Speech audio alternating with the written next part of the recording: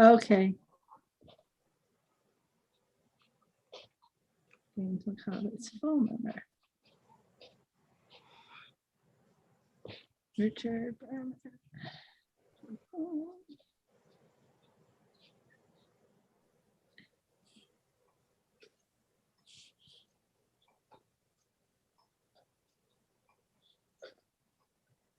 Jim said he had to step away for about 5 minutes.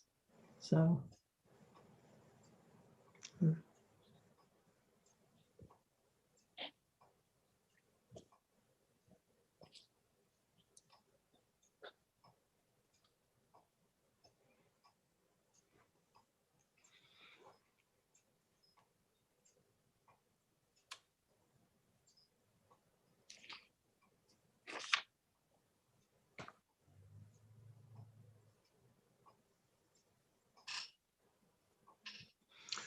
I'll give David Perlman a call. He said he was going to be here, but he said that the last time too. So.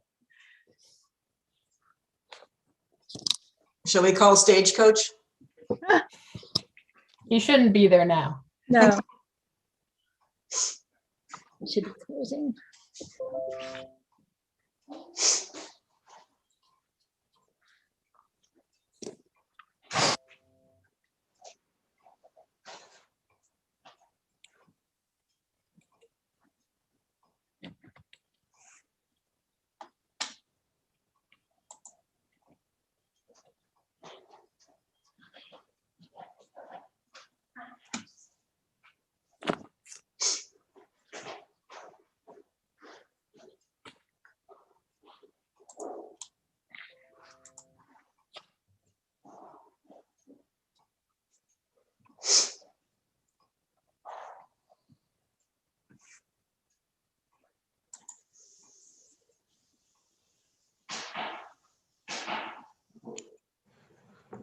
David had trouble signing in.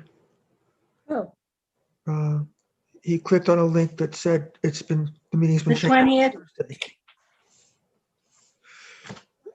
Well, It So still came up though, even though it said the 20th. It just once he opened it up, or once no, I had. Kyle opened up the meeting, it There he is.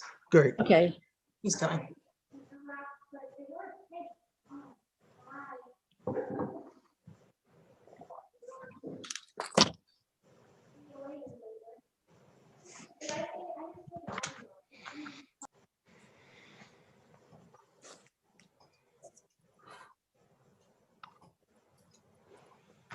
Okay, I'm there. Great. That was weird. The first time I followed the link, it said this has been scheduled for Thursday, May 20th. it still does. It just once he opened it up, it pulled everybody in. So you just needed to hang on there till Oh, he actually opened it up. alrighty. Okay. I'll call the meeting to order at 4:33. First order on the agenda is public hearing for 8 Hoffman Lane. Jane, have we received any comments? No, we have not received any comments. Okay. I'll keep the public hearing open for a bit just in case something comes in at the last moment. And the regular agenda, let's go to 8 Hoffman Lane.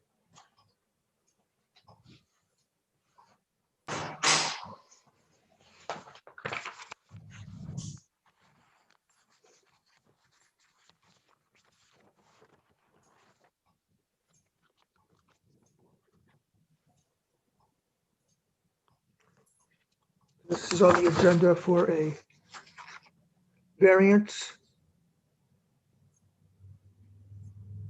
to allow a 4x4 foot to be placed on the north side elevation off of Stagecoach Lane. We reviewed this last meeting and decided that we wanted to discuss a variance which required a public hearing.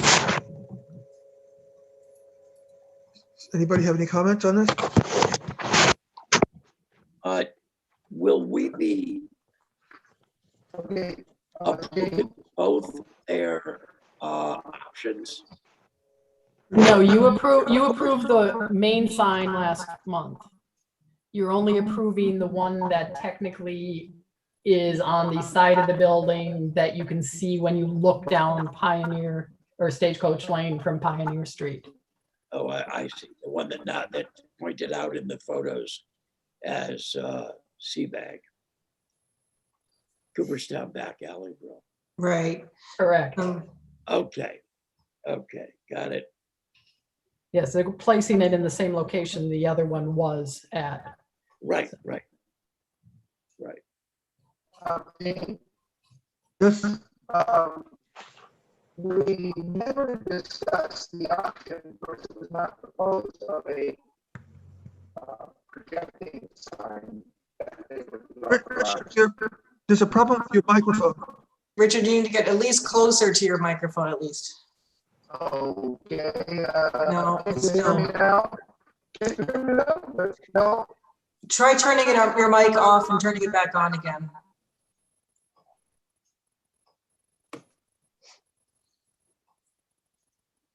Well, it's actually, okay. I think it's the sound.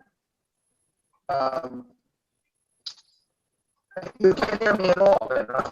I can hear you, it's just not a, You sound like you're underwater. Everybody sounds great. Let me see if I can increase. It's more that it's coming in and out. Your voice is coming in and out. Okay. You're doing a Jacques Cousteau. All this sounds funny.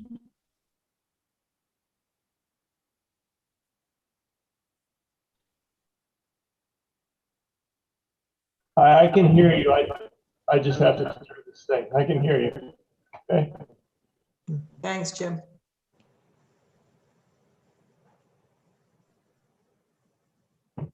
Well, I can't see you. Yes.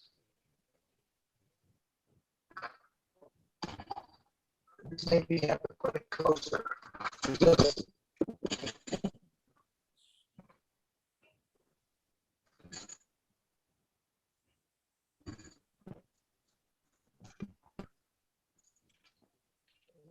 Any better? No, No, no.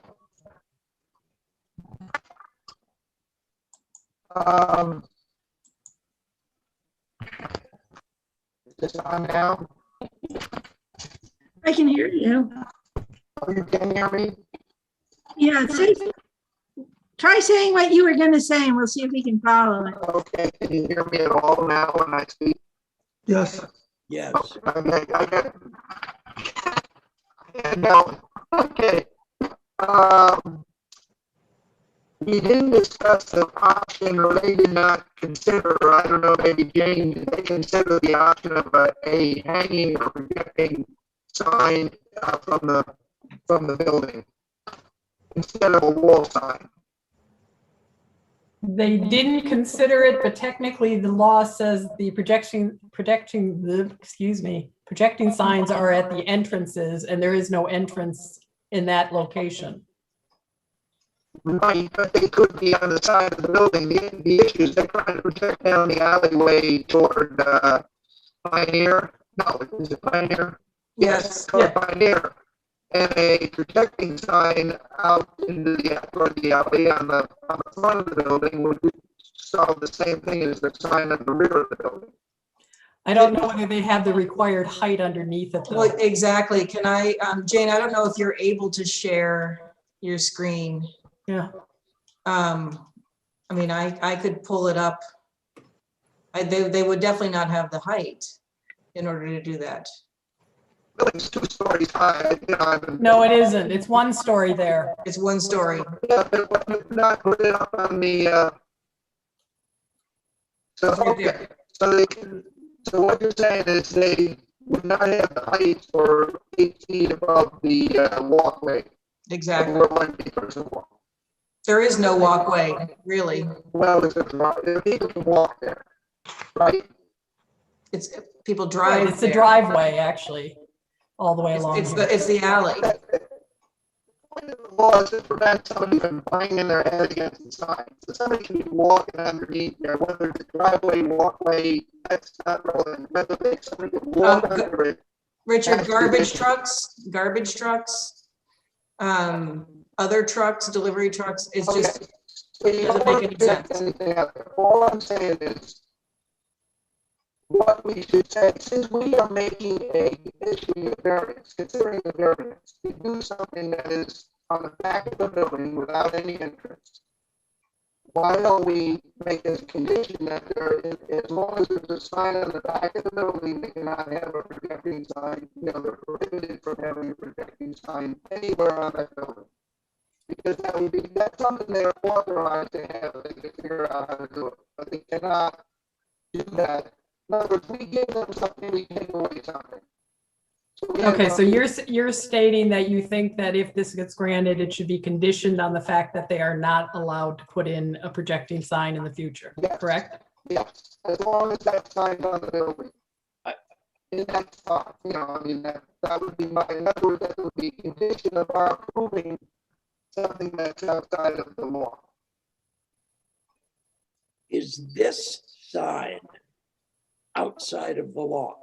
Yes, it's on the back of the building without any entrance there. Remember the Weatherstocking Credit Union? You said you could put a sign on the back because there was an entrance there. We went and instead of doing that, because there's limitations on the size, they could put up a freestanding sign. I mean, technically, I wouldn't necessarily call this the rear of the building, because even though the address is 8 Hoffman, the whole facade of this building is on Stagecoach Lane, right? the whole Right. main front facade. So technically, this would be more of a side facade than a Correct. rear facade. But it's not on a street. It's on the side of the building. It can be on a street. I don't think it's still not legal, whatever you call it. It can be on the side of the building if it's facing a street. And there's no street there going down that side of the building, correct? Along So- that facade, no. Yes, you are correct. And, you know, the address is on the lane, not on this alley, but it's on the Hoffman Lane, correct? They're street addresses, but technically I'm allowed to determine where the front facade is on a building when it's on multiple streets. Honestly, if somebody walked out the door onto Hoffman Lane, they'd be hit by a car. There's no clearance whatsoever. We know that, we're trying to make an exception here for somebody to do something. But I'm just trying to say, if somebody says, I want a sign on the back of my building, like whether that, you allow them to do it here, and I'm gonna ask for a variance, and what is the reason that, we can say, this was on that, we took something away to give them something. So somebody else comes down and says, I want an exception, what are we gonna take away from you on the basis and say, what are we gonna take away from you? I'm just trying to establish precedent here, or do something that says, we just don't willy-nilly, oh, we're nice people, oh, we feel sorry for you, put a sign anywhere you want. That's my point. So I'm saying, let's make a condition that for us to give them this, they cannot do something that they would legally be allowed to do. They have a legal right to protecting signs somewhere on that building. Even if it's projecting out over a roadway? Because there is no walkway there. 20 feet up, yes, it's not gonna hit anything, yes. The issue is it can't hit anything. What- So that's what I'm saying, just say, okay, we're making conditional on this takeaway. Just throw that out there so that we do stuff in a smart way, that we're not just willy-nilly granting, because there's no need, that's nice to have, but there's no right to have it there, that's all I'm saying. It's nice to have that somebody down at Stagecoach Coffee can see that, oh, there's a restaurant there. But it's not necessary. Well, but I mean, if we go back to the Silver Fox and Christmas Corner, we permitted signs on the back of that building that is generously called an entrance on the back of that building into Pioneer Alley. Very generously called an entrance. So, Oh, there's a door. well, but there's a stairway, right? You know, you open the door and you face a stairway. That'll be enclosed at some point, so you won't see the stair. I don't know how the poor person will get up and down, you know, the tenants will get up and down the stairs. That stair is getting enclosed. I know that because I was there with Tony the other day. So, but just yeah, think I mean, it isn't currently, and we approved the signage on the back of that building, so. And that was to attract foot traffic. So you're saying you want the sign to stick out over? No, I think Richard is saying he wants us to condition approval on the wall with not having a projecting sign. That he's technically allowed to do a projecting sign, but I think the garbage trucks would take it out in a heartbeat. Yeah, they would. And the delivery trucks for the vet school and Tony's truck Yeah. for everybody else. yeah, because if you look at this elevator, this right here, you can tell that the bottom of 10 the feet, sign yeah. is roughly, you know, Okay, what if he comes and says, oh, let's have a projecting sign around the corner there where we're putting the where the other sign is already approved? Again, it would be taken out by trucks. I mean, No. Show the picture of the front of the building, the full front of the building, then, please. excuse me? Show me the front of the building, please. And I don't have, Okay. They put a projecting sign off the front corner, but it's in the same direction as Natty Bundles. It's from the front. So right, they could, you could put one here, Up there. or you could put one on here. the deck, coming out of the deck, not into the road, but over where the green walkway is into the lower part. Yeah, at an expense. I mean, it's stupid. They're not gonna, but theoretically they could do it. If they wanted to. Does the sign that they have right now on the Pioneer Street elevation of the building, This thing right here? that sign right there, does that not grandfather them in? If they just change precedent. the wording, change the name? No, No, okay, that's a simple answer. No, I'm not gonna argue anymore. I guess there's no excitement about this document, but so let's move on. I mean,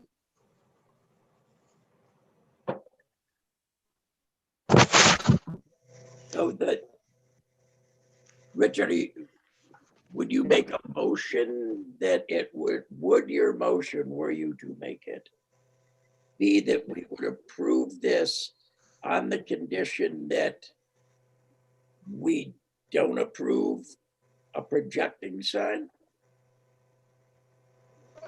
as long as the sign is there, there cannot be a projecting sign on the building. Well, if Anywhere on the building, I mean, that would be the point. but he's not asking for a projecting sign. I know. Not today.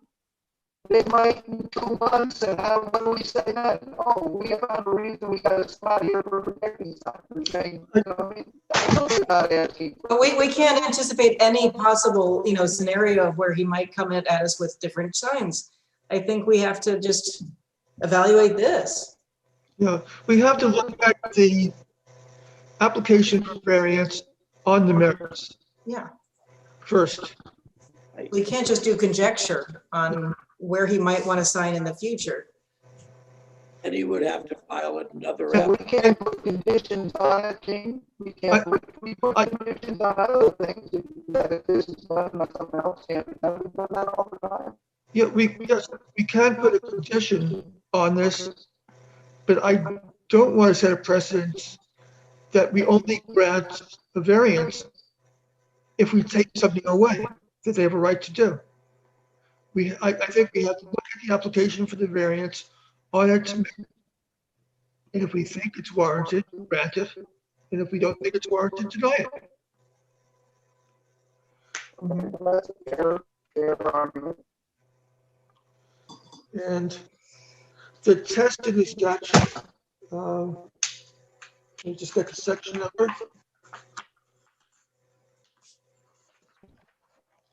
It's sign law section 227D1. A variance is a relaxation of the terms of this chapter where such a variance will not be contrary to the public interest and where, owing to conditions particular to the property and not as a result of actions of the applicant, literal enforcement of the law would result in unnecessary and undue financial hardship. Well, it's hard to see whether there's a financial hardship or, you know, that's. Is it just me? I can't understand anything you're saying, Richard. We're all struggling. We don't grant this thing, are they suffering a financial hardship? Okay. Gene, I mean, does that sound like they're suffering financial hardship if we don't grant a variance? Well, it'd be the same financial hardship as the leather stocking credit union of not being able to advertise that there's a restaurant there.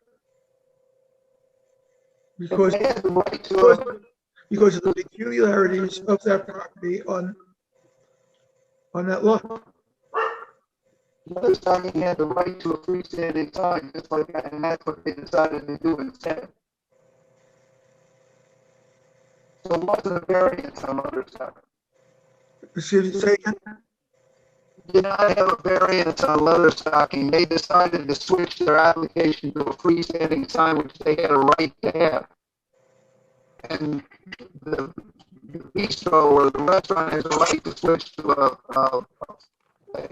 freestanding sign or a hanging sign if they could find a place safe to hang it as well, instead of us granting a variance here.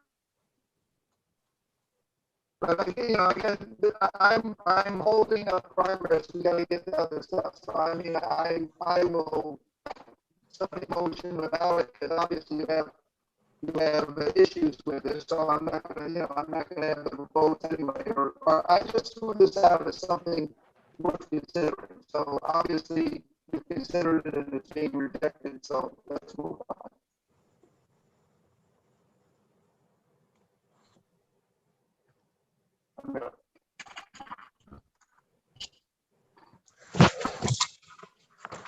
I mean, Let's see, Jane, have we received any last minute public comments? No, we have not. Okay, I'll close the public hearing at 4:53 p.m. And just to move this along, I'll make a motion and we'll see what results. I move to grant the variance to allow the wall sign 4 foot by 4 foot to be placed on the north side elevation off Stagecoach Lane. Second that. Okay. All in favor?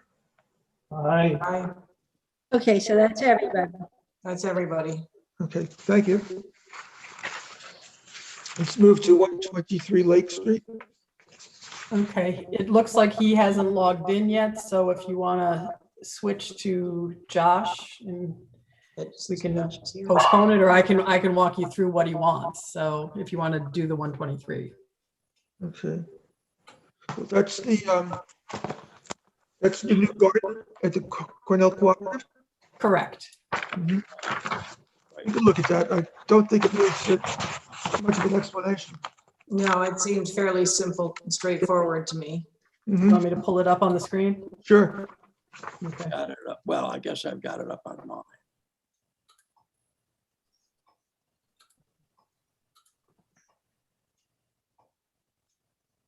So basically, they had initially filed an application last year and then pulled it before it actually came to you. So they're just basically doing the same thing. So it's what they're calling technically a temporary sign. This is basically kind of more a fundraiser thing that they're putting out there, soliciting donations and things like that. So I don't think they're not considering this a permanent sign in that relation, but it might be there for several months. How does that raise funds? It doesn't really say what it's raising funds for, but that's fine. Yeah. Isn't there a big plant sale about But this? The end of the month, yes. So that's why they're hoping that it gets approved so they can. put it Right, up but it's not before- just for the plant sale though. Correct. Oh, okay. That's why I'm saying they basically, it's longer than what would be considered temporary signage, but I know that their goal at some point is not to have it up there forever. So, The banner. Does CCE have any other signage? they do have a freestanding sign. That's what I thought, okay. I don't have specifics on it, but I do know they have a freestanding sign. Mhm.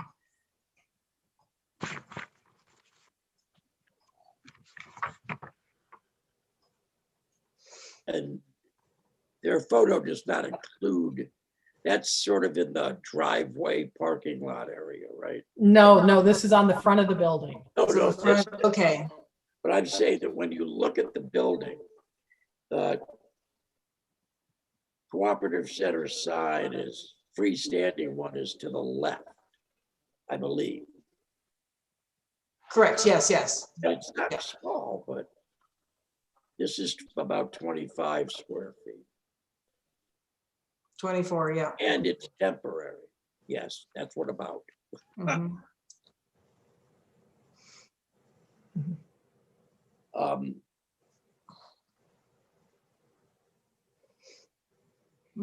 Here we are. I could not, I see nothing wrong with it. I think, I mean, should we put a, I think if we approve this, we should set a time limit rather than just have that's what I was asking. arbitrary.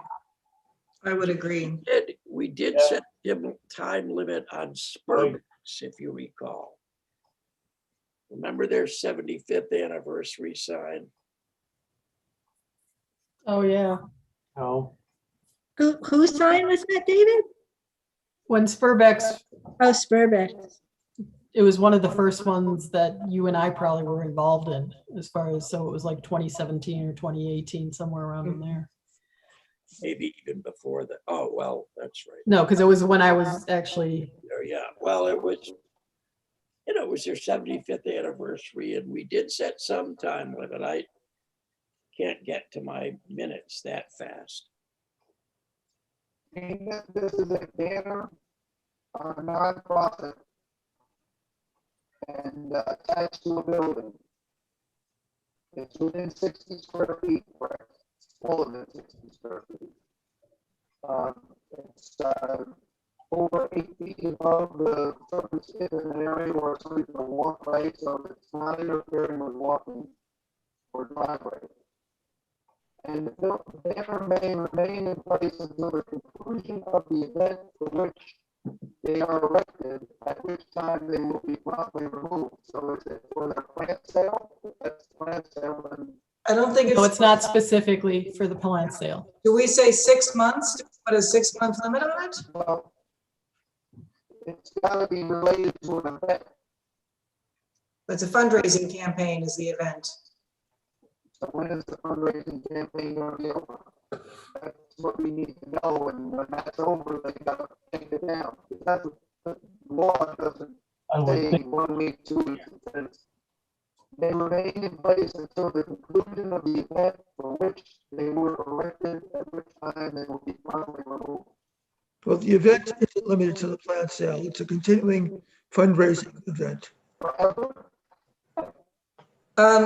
Jim was gonna say something, Richard. usually it's a year. We could say, you've got a year to raise your funds, or you've got a year to use the sign to help raise your funds. I mean, if the representative were here, maybe he could be more specific. I think it is tied to the garden center, like the sort of learning center that they are planning there, the park, or botanical garden, whatever it is that they're calling it. I think it's tied to that. Do they have a timeline for raising the funds for that? They have their banner for a year. I would imagine word would be out pretty much, and they necessarily need a banner anymore. That's why I figured 6 months even. That Yeah, covers yeah. the tourist season and then leaf peeping. So, Small town. yeah, I mean, I would just say a 6 months time limit on it. If they want to come back to us afterward for, to extend that, they certainly could, I suppose. Okay, Ellen, do you want to make a motion? Sure, I will make a motion to approve the sign for a 6 month period starting, from the time of hanging, whatever date that is. And presuming it is attached to an event. I mean, the event is the fundraising campaign for the garden and that whole project that they have planned there that I can't remember the name of, for which they're raising the funds. You want to What? state that a little more concise? I was sort of hoping Michael would work her magic. So I move to approve the banner, the sign, for a 6 month period to start when the banner is hung. I second that motion. Okay, all in favor? Aye. Aye. Richard? I oppose. Vote? You're basically saying you're determining when their event is over. Well, they didn't give us other information. Tell you then, tell us when it's over, and then I will set that. Because if I Richard. was an event sign on my lawn, like free the Cooperstown 5, I can have it forever until that event is over. Richard, I looked at this not as a, I have a sign out there for a year. We welcome folks, welcoming community. And that's only legal for a year. Election signs can come down as elected because it's still an active thing going on, welcoming, because there's a lot of people coming in from Mexico over the Rio Grande. My sign is applicable, so I don't see that happening. So that's it. But we just approve something that they can leave up forever. Or you're saying, I have to take my sign down because Richard's got to take his sign down when we decide if the event is, the case is over with. The issue is over with. Well, Richard, failing the information that they have not given us the information for when their event ends. We can either approve it for a 6 month period. If they disagree with it, they can come back to us next month. If they are happy with it, then they won't have to wait a month more to hang the sign. What does it take just to call them up and say, how long are you going to be and when will you be over? And we just approve what they want. What I'm saying is we should approve what they want. I'm not saying you guys are putting limits on these folks. That's what excuse I'm me, saying. Richard. I just want to explain how I looked at this application. I looked at it as a wall sign, not as a banner for a temporary situation, because they meet the requirements of a commercial building or commercial use in a residential thing that can meet all the requirements of the business or commercial district for signage. But they're not nonprofit. But they're also considered, schools are nonprofit and they're listed under the same action that I'm quoting. The provisions of the sign law as stated shall allow signs allowed with a permit. Business commercial districts may be used in the residential district. Examples include, but are not limited to, hospitals, churches, schools, hotels, museums. So I was looking at it just as a straightforward wall sign and not as a banner, but that's fine if you want to do the banner. And I'm assuming that the 6 months probably is enough for their time and that they can come back. But that's how I looked at it to start with. I was not looking at it as a banner. If we are considering it to be a banner, as Richard says, then I think that is related to an event. The sign itself does not indicate an event. So if I'm happy to amend my motion and say we'll approve it, but then there's no time limit. And I think it looks like a temporary banner, and I don't think it's something we want hanging there perpetually. There are reasons we assign standards. So, And temporary, the banner is a temporary sign, which is allowed without a permit. So they can do it without asking us. forever. You can hang a banner forever. Spurbucks came to us and asked us. Until it's over with. Until the event is over with. It's because Spurbeck's had a sign that is permanent. And the banner was to go either under it or over it. I don't remember. It was an addition. Yeah, they had already signed it out there, yeah. No, but see, temporary signs allowed without a permit. That's B, this is 227-6 B. And But- under all districts, freestanding signs, and all districts banners, not for profit organizations may erect banners attached to a building, to the ground of a building, and this is how, as long as they take it down when the event is over, so they can do it, and we can't do anything about it. It's totally legal. They can leave it up for 5 years if they have a 5-year campaign. There's a banner in any district. It's the way I read the law. So this doesn't need to be a permit.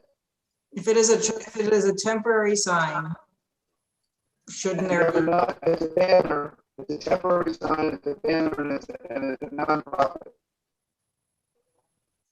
Well, you could This is say, how the museum. This is why the museum can hang banners out in front of the Hall of Fame for a year long with, the year 221. All of, this is why the Hall of Fame can do what it does because it's legal. Or the Fenimore is outside the village, I believe. So they have banners hanging forever in front of it.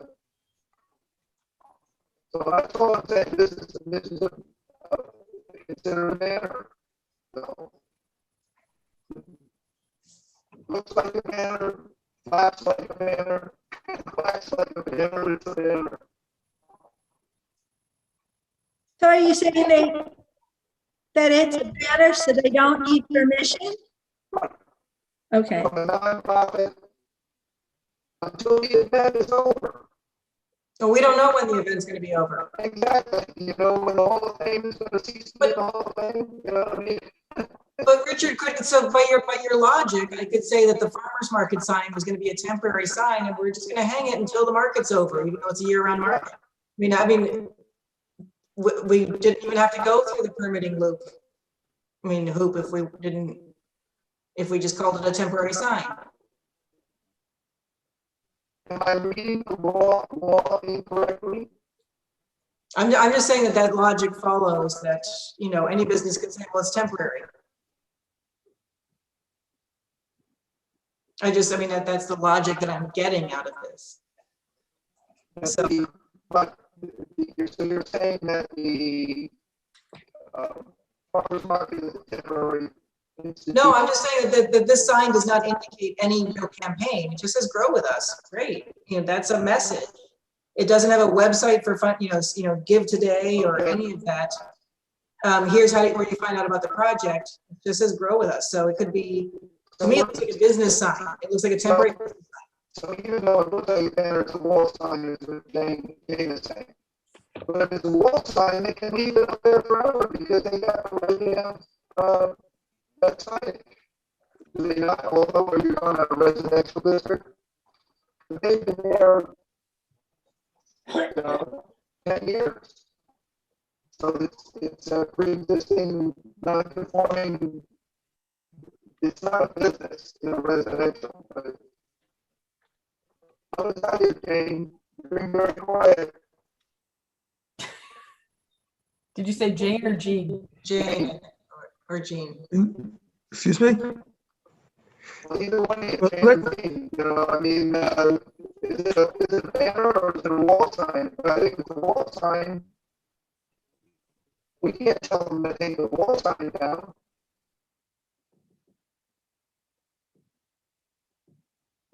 Well,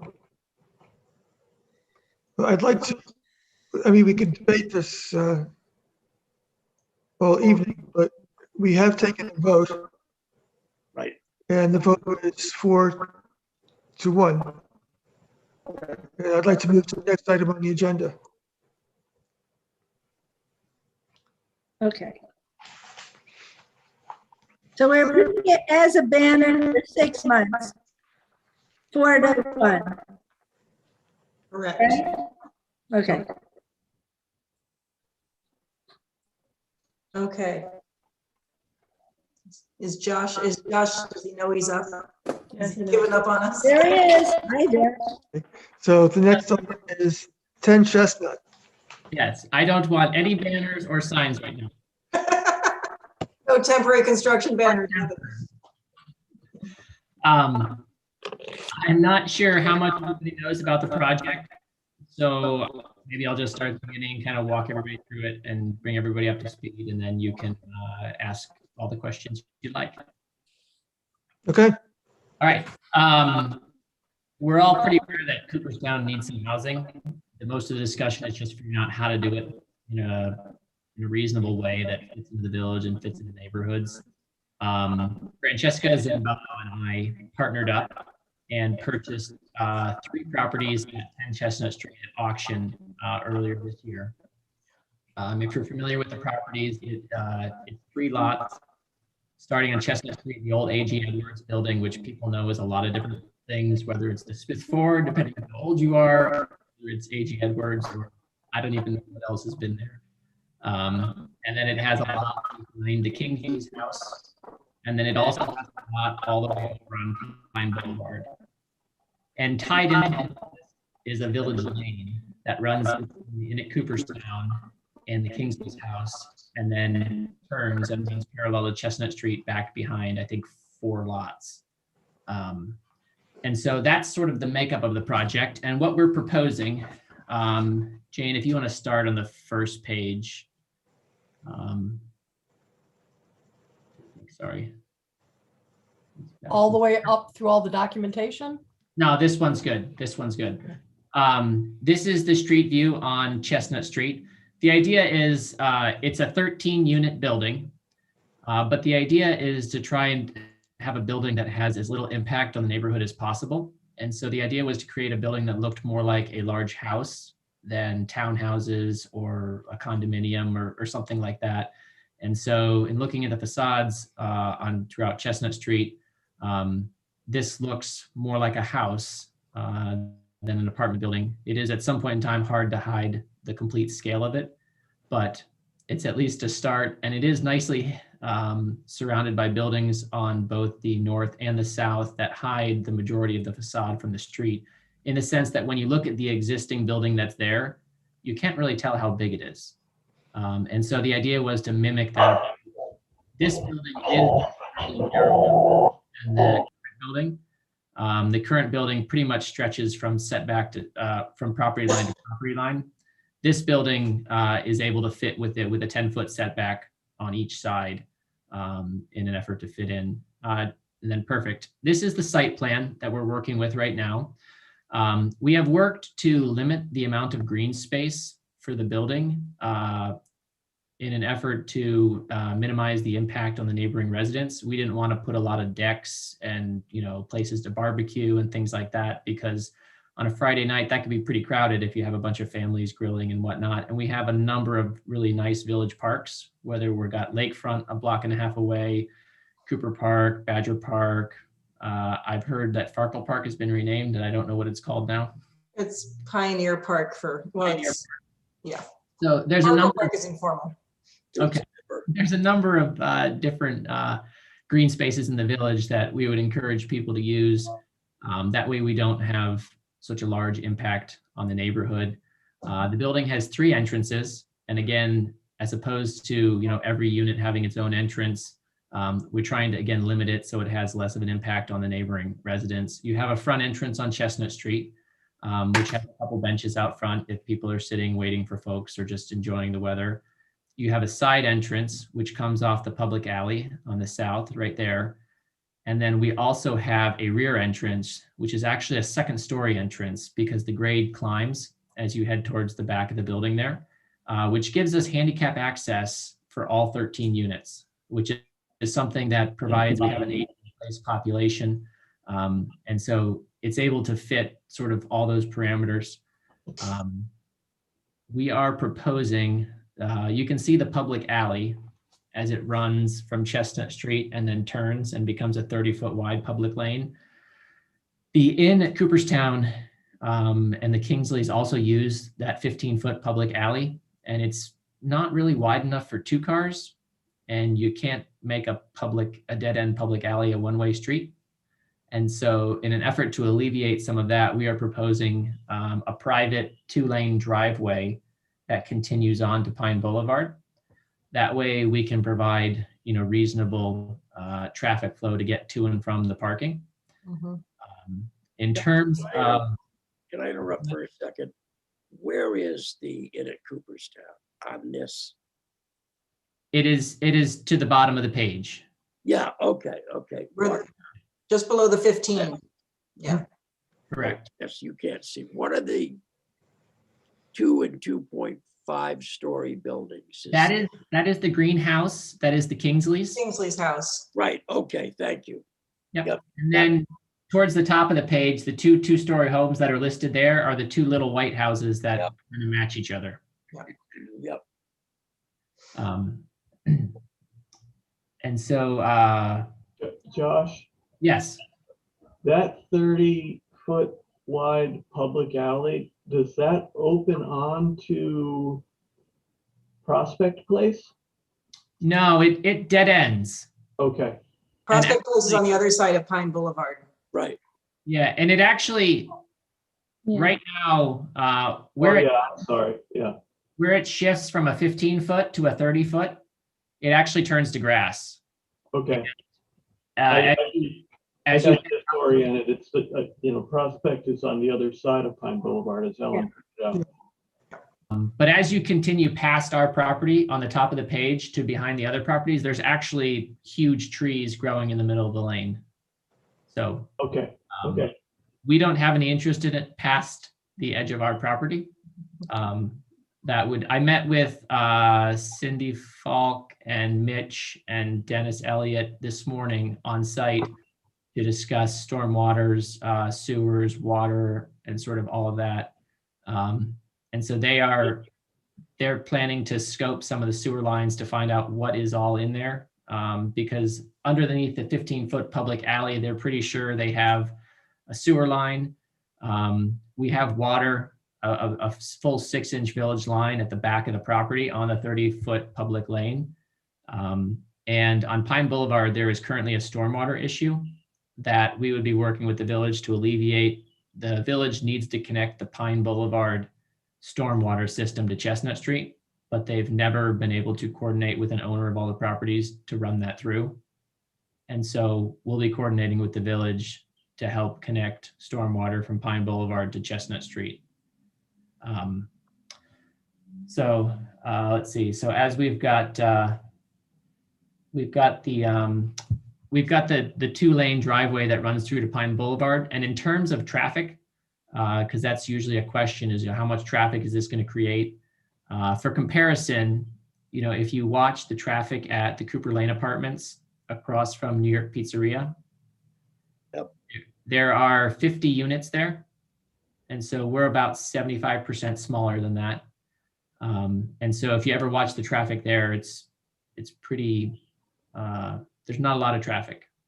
And so with a long-term rental situation here where you have people keeping predictable work hours, and we anticipate a number of people that would live here would work at places in the village, whether it's Bassett or one of the museums or the Hall of Fame. Most of those folks, we would hope to shift people towards walking, just because you're close enough to most of those places that it's probably harder to drive to the gym, to park, and take the shuttle to Bassett than it would be to walk from here to there. Bike rides. Yeah. We have 21 parking spots, and how we've done that is we have 19 that are in the shaded green areas bordering the public alley and the public lane. And then we also have a hatched green area on the left of the 30-foot public, right there, that we'd like to allocate 2 additional parking spots to get us to 21 parking spots. And that way we'll have 1 parking spot per bedroom, which I believe is essentially what the village code is looking for. And so that's the general layout of the site plan. The north side of the building, which is the upper side on this screen, we don't have any entrances on that side in an effort to provide some privacy to the neighbors on that side. That's how the current building that sits on the property is. It's sort of just a massive masonry wall that runs along there. And so we're attempting to mimic that and not have doors or ways for people to wander around back there, which is why we've kind of targeted our parking either backing up to the Inn at Cooperstown's parking lot or tucked onto the 30-foot wide village lane. So you're essentially using the footprint of the existing building, only a little bit smaller. Yes, we're a little bit wider in the back, as it widens, but the front of the building is substantially narrower. Right. Yeah. So the current one, the current building is on because the second lot is where the bigger section of the building is, right? On this drawing? Yeah. There are 3 lots. Okay, got it. Yeah, it swings over, it swings onto the second lot at the back there. Whereas the current building essentially is much wider, but it just goes straight back. And then there's a second house that also sits behind the current. That's right. There's that house. That's why it wasn't making sense to me. Okay. So overall, our footprint is shrinking. And we've kind of taken a balance between the setbacks of the upper 2 houses there, the 2 little white houses that are listed as a 2-story home and a 2-story home. Yeah. Those are very close to the street. And then you have the Kingsley's house in at Cooperstown, which are set substantially farther back. And we're kind of in between those, partially to fit the building. And well, and you're also about where the current setback is, no? Or is it a little bit further forward than the current? We're probably a few feet further forward with the porch, but it's similar. Okay. Yeah, no, I think I know you had a different project a year or 2 ago, and I think this is taking into account a lot of the concerns that were expressed at that time. We learned a lot. Or I learned a lot. Francesca was not involved in that project. No, I know she wasn't, but I think this is yeah. It's nice to see. Yes, she brings a lot of taste and whatnot to this, and I think it's I feel like this fits in much better than a previous iteration a number of years ago. Yeah. So I can walk you guys through the elevations briefly, and then we can kind of walk through questions. Okay. This is just an interior layout, which you feel free to review it. You want to go back to it just so you can see it real quick? The blue units are 2-bedroom. They're 2-bed, 2-bath. The green units are, I believe those are 1-bedroom. Studios. Those are studios, and then the orange is a 1-bedroom. There we go. And it has laundry facilities and utilities and all of that wonderful items. And then if you want to go to the next page. Yep. So here you have a blow up of the front facade, as well as on the upper left is a rendering that is trying to show sort of visually what you will see. The rendering, the first one that we went through, is very realistic in terms of what the building looks like from that area.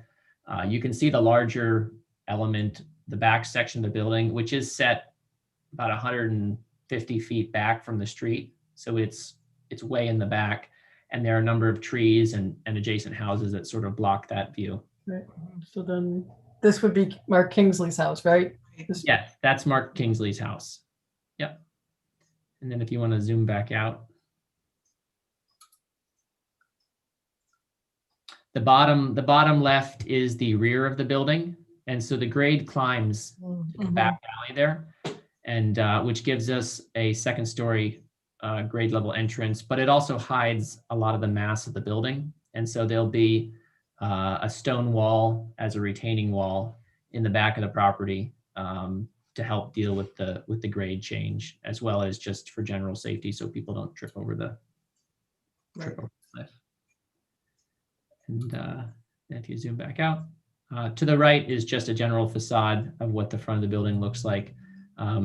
There are, I believe, 3 rises to get into the building on the front only. The back was the handicap accessible area. And then Jane, if you want to go to the next page. So, and then the side entrance is the handicapped accessible for the ground floor. For the ground floor, correct. Yeah, I know that the historical board has generally been preferring houses with a couple steps up. As they get lower to the ground, they take on that modern appeal, which so being where this is on Chestnut Street, we were aiming for a little better presence. The top image here is the north side of the building, which faces towards the lake. This is the side that has no entrances on. It has the outdoor units for the heat pumps, which are rather small. And we are planning for a 4-foot fence towards the front of the building. You can see it noted right there. That just hides any kind of visible mechanicals from the street, so that when you're walking past, you don't look down and see them. You can also see rough outlines of trees. Those are a lot of the existing trees that are there. And so in terms of the building sitting there, it is somewhat obscured by the existing trees, that most of which sit on the neighbor's property. And then the bottom image shows what faces towards the inn at Cooperstown. And again, you've got some trees that are in there, as well as the entrance. And you can see how the grade starts to climb, and then where we have the stone retaining wall. So we're also... Will there be a fence on the north side between the neighbor's property and this as well? We don't have one currently planned, but I briefly spoke with the Denons, who are the neighbors on that side, and it sounds like they might be interested in that or some hedges. And so I just have to follow up on that conversation. Got it. I talked to them also 2 weeks ago, and they said the same thing, that they definitely are interested in some form of screening along that side. Okay. So I just heard that this morning when I was over there, and so I haven't had a chance to really follow up with that. But yeah, we're very much open to that. Just trying to keep the neighborhood as residential as possible where we can. We will have solar on the building on the south side. It is not, we don't know that it's visible at all from the street, but it will be up there. And then I think the next page. Are those heat pumps, is it geothermal that you're going to use? So those are going to be air source heat pumps. This building will be what's called Passive House certified, as well as Source Zero, which means that it is both a net zero building based on the annual energy use, but it's also a Passive House certified building, which usually has about a 90% reduction of energy use. And so even though the building is pushing 15,000 square feet, its heat load is probably smaller than a tiny house in Cooperstown. So it's going to use air source heat pumps. The number of compressors on the outside is actually driven by the number of units in order to give occupants control over their individual apartments. Centralized systems become very tricky when you have multiple people, somebody wanting it hot, somebody wanting it cold, things like that. Yeah. So they are air source in this scenario. All right, thank you. Yeah. And then here you just have some more images, as well as some photos of what the current property looks like. So I would be happy to answer any questions and take note of any concerns. Okay, could we go back to the site plan page, please?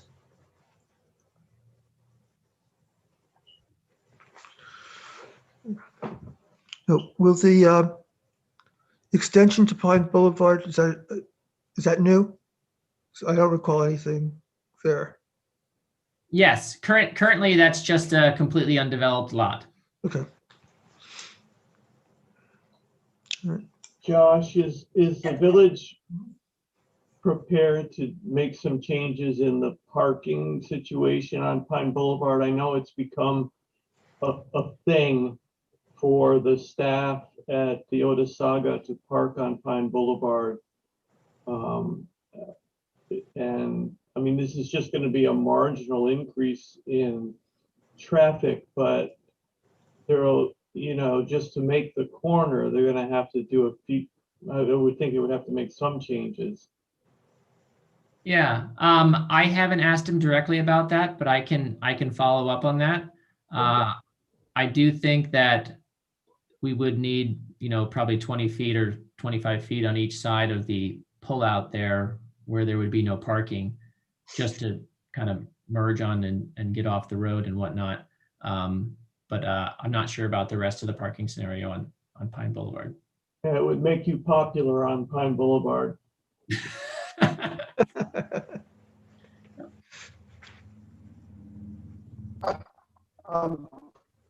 Can you hear me? No? Can you hear me, folks? Yes, Okay. I read in your proposal that there would be charging stations. Yeah.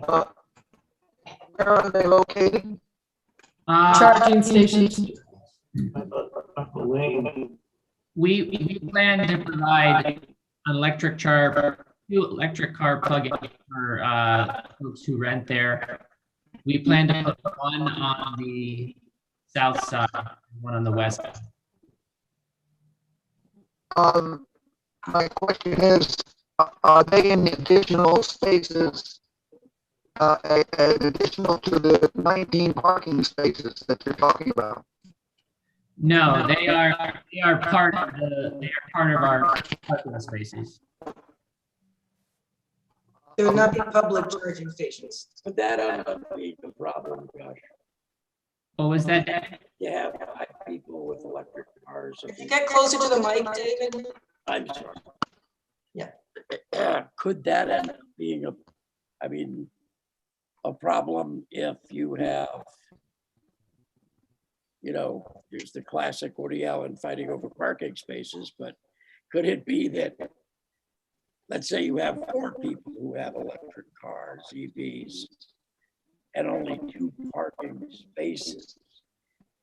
I'm just thinking, I guess is there room over here for one where you? I was hoping, I don't have an electric car, so I have yet had to plug the car in, but I was assuming that the cords might be able to service more than one parking spot. You know, if they're placed between 2 spots, Yeah. we'd be able to service up to 4 cars. Yes.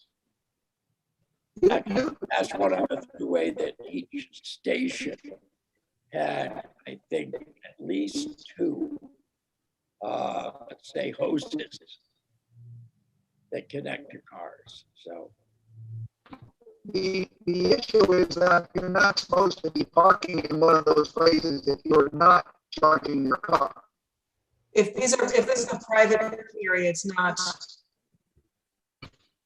I mean, You know, I guess what I'm saying is there's no problem, but I think if you just say instead of having 2 spots across the street, say you're going to use all 8 spots, that there's 8 places, and there's plenty of places for people to park when they're not charging their cars. I mean, that would be the people. I think you cannot count parking spaces as charging spaces as well, because you got to be.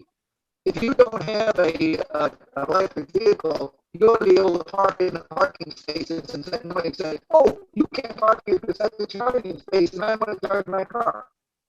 That just doesn't work. You got just give more spaces across the 30-foot lane and say instead of 2, say there are 8 over there, and you got more than enough. That's all I'm saying.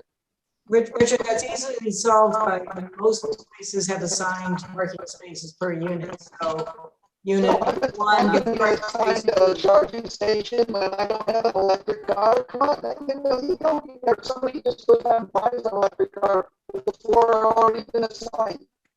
you gotta have them open for whoever needs to charge the car at that time to drive in and charge. And I have somebody say, that's my parking space. You know, Who lives there? or my visitor from New York City needs to charge their car. You don't need to have it open for private parking for New York City visitors. It's So- not. Somebody in the apartment, So we you know, I'm not a guest, I'm visiting my grandmother who lives in this apartment building, and you say I can't charge my car outside, I gotta go over to double decker. There's no guest parking. Hell for that. Richard, there's no guest parking. in terms of parking spots, we'd like to limit it to 21.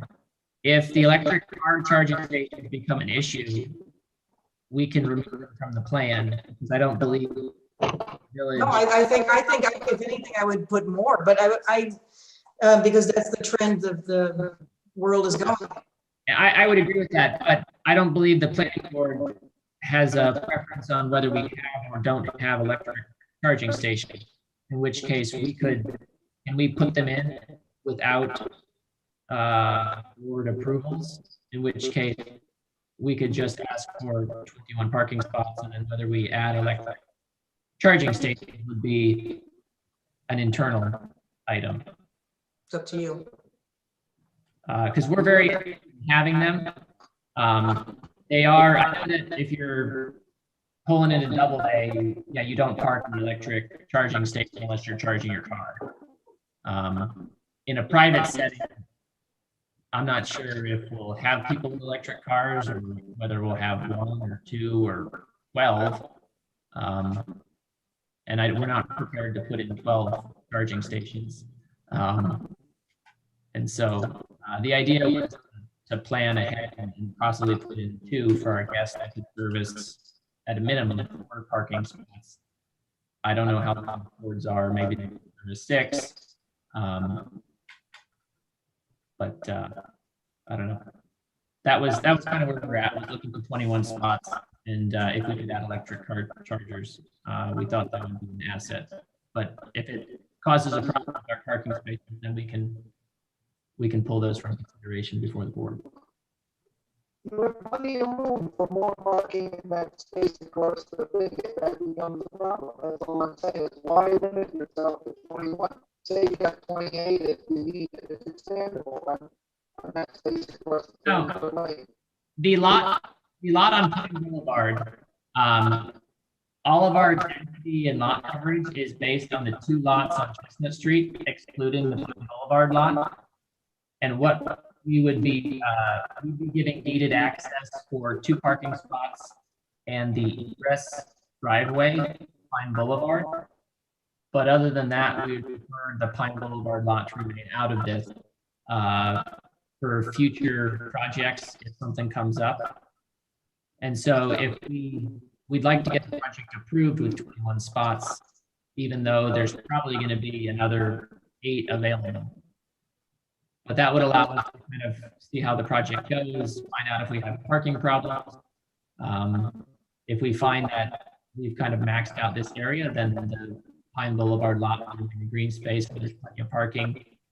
If we find out that nobody uses the parking over there and there's a need and it hasn't had a detrimental impact on the neighborhood, there may be an option to do something with the Pine Boulevard lot. Mm-hmm.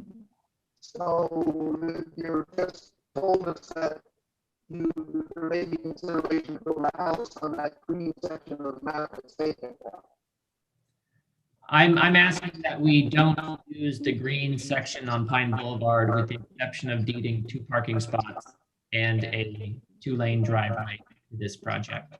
We don't know what our future plans are for that, but if we give up 8 parking spots, and get our current project approved with 30 parking spots, that just ties our hands for whatever might be a project for the future.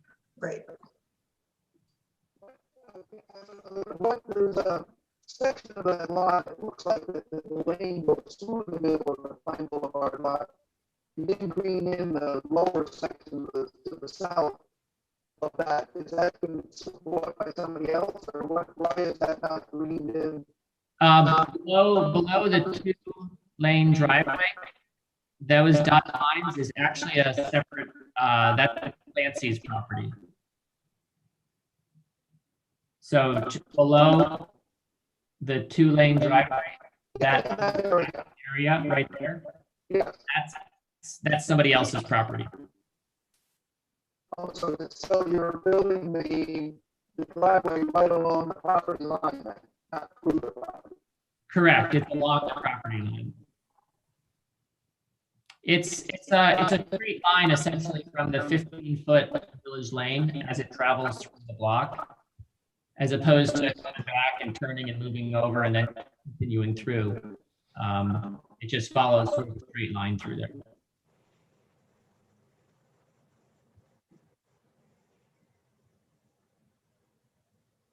Josh, I know you talked about that 15-foot wide public alley fronting on Chestnut. Is Yeah. that assumed to be there it is that going to be both entrance and exit? So that is a very interesting street because it's not wide enough for two-way traffic, but it can't be a one-way street because the village doesn't own a way to get out. And so that's the entire reason why we've added the 2-lane private driveway to Pine Boulevard. Hoping that the main entrance to this complex is going to be on Pine Boulevard. For cars. I think for cars, and it's partially trying to be sensitive to the Inn at Cooperstown, because the Kingsleys and Inn at Cooperstown use this 15-foot public alley for their driveway. Inn at Cooperstown has a private egress. They actually have a couple that leave the block in another direction, but it's such that this 15-foot can't be a one-way, and so we don't want to end up with frequently having cars going both directions on it. So we thought that it made more sense to provide full egress Gotcha. through another avenue. Thanks. Sure. Are you planning to close off the Pine Boulevard driveway once a year, close the gate or have a gate there? Because that will turn into a public street. Over the years, people drive through there to get to, but that's not, random people knowing, oh, there's a quick way through. I'm going to cut down to your driveway and then go out the public alley by the Kingsleys. If that happens for so many years, it becomes a public street.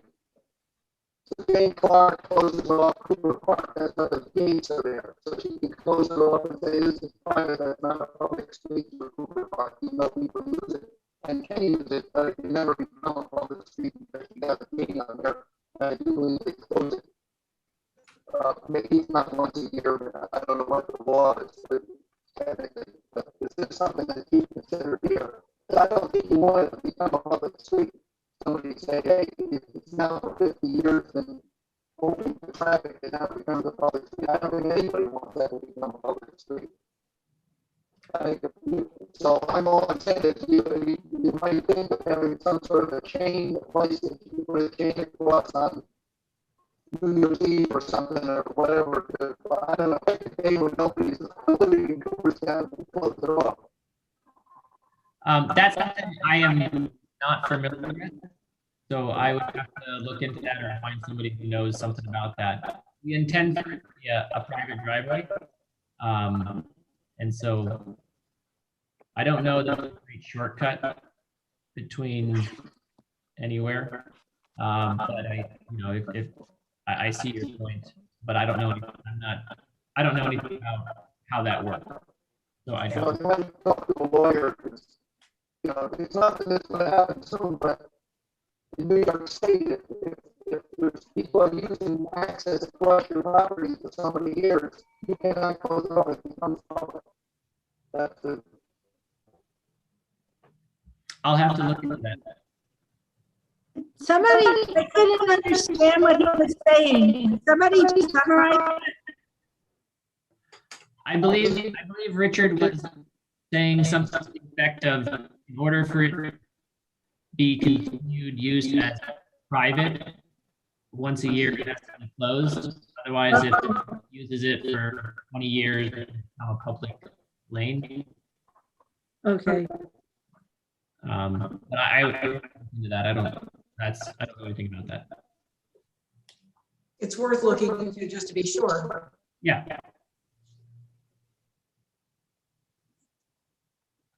Okay.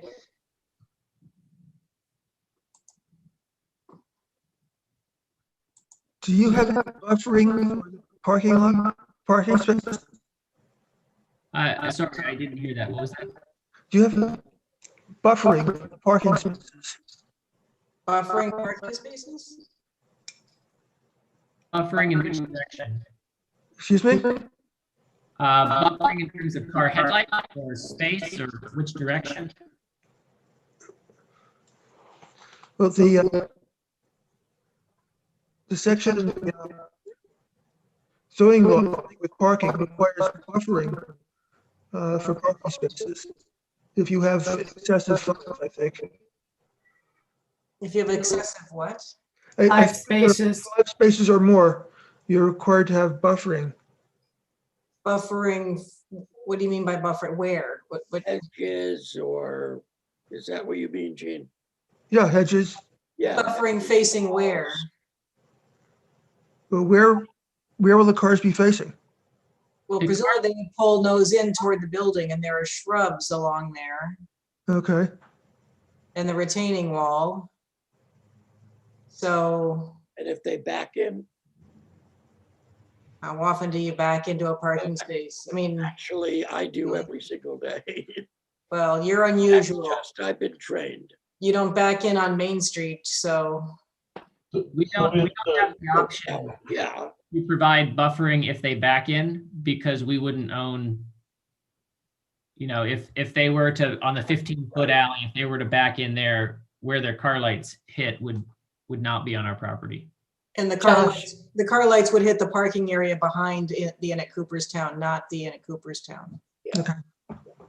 Josh, the code section that Gene was referring to is 300-37. And there's a section that says, in all districts, off-street open parking areas for 5 or more parking spaces shall be buffered from abutting public streets or parks. so How they does that work with us pulling in off the public street? Does it? That's the question. I don't think you abut the public street with Well, your parking though. Right? No, it does with the public, with the green, it's the green Oh, you mean this? fuzzy area. Those are the parking spots. And so we do turn in off the public alley into those parking spots. Okay. And so if we're referring to on either side, we could definitely provide hedges or screening. We can definitely provide it in front, even though that's our building. On the additional parking on the Pine Street lot, we could very easily put hedges. I don't know how we would buffer from the parking spot to the street though. Right. Yeah. talking about the X, the hash, crosshatch. Yes. Cross- Those are permeable pavers. Street, isn't it? Yeah. I mean, how How close many to the trees street are- you have to have buffering? Well, what constitutes buffer? There's already trees there. No, it would be on the border between the public alley and the parking. Okay, okay. It's kind of hard to pull into your parking spot if you got bushes in the way. Does make it harder. I Um, mean, what- technically you have to from this point back to about here. So this whole area from here to here is the parking lot at the Inn of Cooperstown. Right. At this point, there's garages that would, face from here to here on this section. There's some garages, but there are no actual living houses till you get probably several hundred feet away. And they would be the back of the structures on Main Street. Right. The question is, would, if the law requires it, would Josh need to get a variance? Yeah, I think that might be the case. And then I'm only thinking because I don't know, I'd have to look at the inn in Cooperstown's parking area, whether they are buffered, because that's also above 5 spaces. I haven't been down that alley in a really long time, so I don't know. Well, there's nothing buffering that. There is no buffer here Okay, currently. So obviously, okay, if it needed to be done, I mean, they do have a fence, but that's just located at the, back of Right. the Maybe one the law lot to just the other lot. maybe the law just, post dates when they develop their parking lot. So that's all I would say, is that maybe a variance is required, given the space. And so just to, I'll look the law up again later, but so it refers to anything over 5 spaces has to be buffered from the parking spaces to the street. It apparently, I And don't have it in front of me. what constitutes that buffering? Does it have to be like a visual where you can't see the cars, or is it, I ask that just because I'm trying to think through the village and trying to think through where we've seen this and what's. If you look at the New York Pizzeria, perhaps. Right. I think that would be, that's the most recent parking area that was developed. I would look there, but there However, is a I thought concrete. not to hold that up as an example, because in about 10 years, those bushes will buffer the lights from. No, I know, but it's just, that's where it was, that was approved though, is all I'm saying. It was Right, approved. that was our idea. That's an entirely different situation because there are entrances into the parking lot. Here, it's the street directly into the parking space. Right. Yeah, I guess that's where I'm curious if, I mean, we can ask for a variance. See, I don't know how it would work, which is why a variance might be appropriate. Right. I would just, it's worth pursuing just to be sure that everything is, Sure. has been reviewed and Yep. clarified and agreed. The other option would be to reduce the footprint of the building, but then that goes against the village's desire for more housing. So,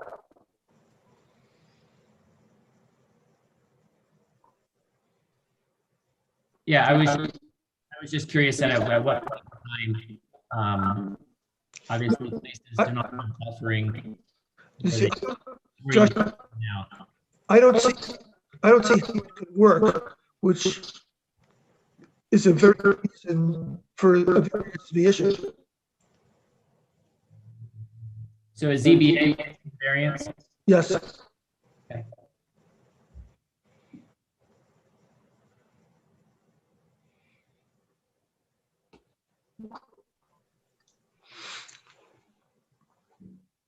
The law, Jane, where is it? I was looking for the parking section. Is that for all street parking lots or just any kind of parking? How is it defined where you need the buffering? That's just, it's just listed under straight parking area standards, Where in the law? 300-37. 300-37.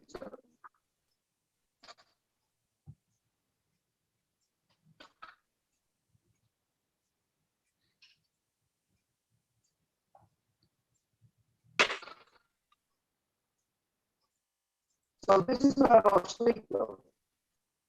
This is not a street, it's not a public alley. That's what I would say. You're parking on your property or in other words, like making an mark for the parking that's on street parking. You could say, we could say that's not off street. it's off street, it's on private property.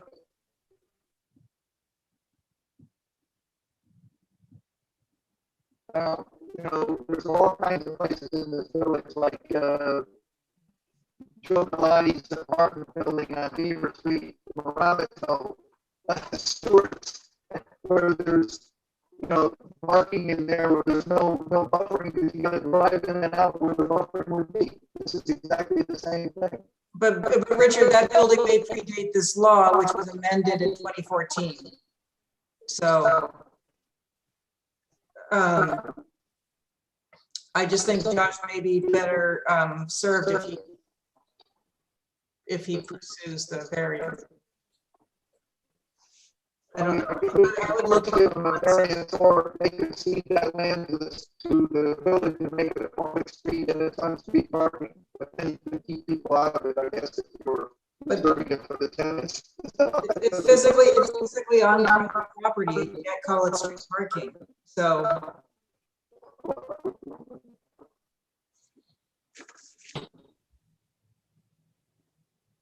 I'm more than happy to ask for a variance. The only downside, once you go that route, if the variance is turned down, you can go back and decide that it didn't need a variance. No, I get it. It seems silly to try to insist on buffering from another parking lot across the street. That just doesn't make any sense. I didn't understand what you said. I think he was saying that Cooperstown doesn't have enough buffering in pretty much the exact same location. Right, but then in Cooperstown's parking lot probably goes back, 60, 70 years before it probably predates the law. So, I mean. Sure. Yeah.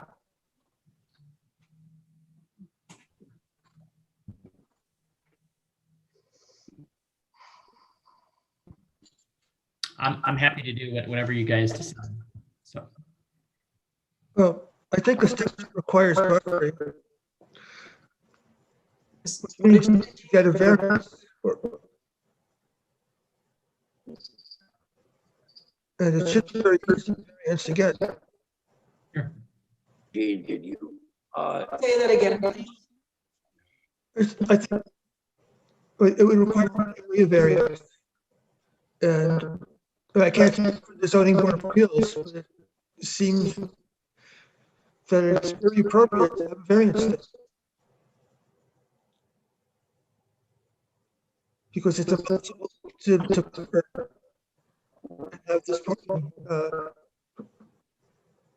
So I will apply to the zoning board of appeals for a variance on buffering for the parking to a village street. Yes. Okay.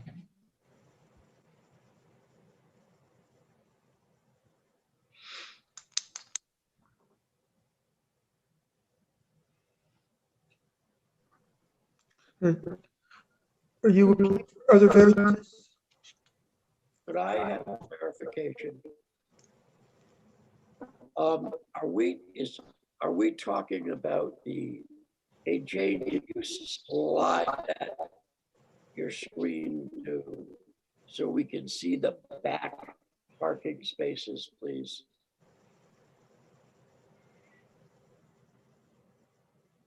Thanks. Are we talking about the cars that will be parked in the crosshatch area here? With Two spaces. Not there. We're talking about the across the street from where she's gesturing. Well, this is their standard 19 spaces. Right. This area right in here is where they're proposing the 2 additional required spaces. Right, and what I'm asking is, where is this buffering required that we've been talking about?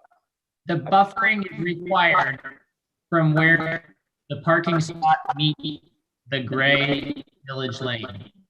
Essentially, where you far in to get to your parking spot. Yeah, on Freedom. It's impossible. Wait a minute, so And the issue is you can't physically drive your car with the buffering, which is why we need to get the buffering, which is why the variance. Right. I mean, there are 2 options. There's reducing the size of the building or applying for a variance for it's not to require buffering. But even if they reduce the size of the building, the only way they could provide buffering is if they actually created a parking lot. Well, And absolutely. then That's the only spaces way. in the lot. And at that point, you're reducing the building by almost this whole space. No, exactly. That's why I'm saying the variance would be the option to pursue. Because basically, I think the law was written for parking lots, and they described off-street parking, and they assumed, whoever wrote it was going to be a parking lot, not a pull-in space that was on private property. Yeah, this is kind of an interesting scenario because most buildings or properties don't have village road frontage on 3 sides. Exactly. Because I believe you cannot put your parking on the street side, meaning like the front Chestnut Street. And so that's why the variance has never really been an issue before, because there's so few places in the village that have all these people coming to play at the same time. Mhm. So that's probably why it makes sense for a variance in this instance, because it's such a unique property with the village lake on multiple sides. Right. Okay, I know that, will there be a written agreement with respect to the 2 parking spaces, the Pine Boulevard lot? Yes, yes. At the trustees meeting, Martin Tillipel discussed on that. There would have to be a written agreement for the 2-lane driveway as well as the 2 spots. Yeah, okay. And if those spots for the driveway were revoked, this building would lose a special use permit. So those were the conditions surrounding that. So there would be a.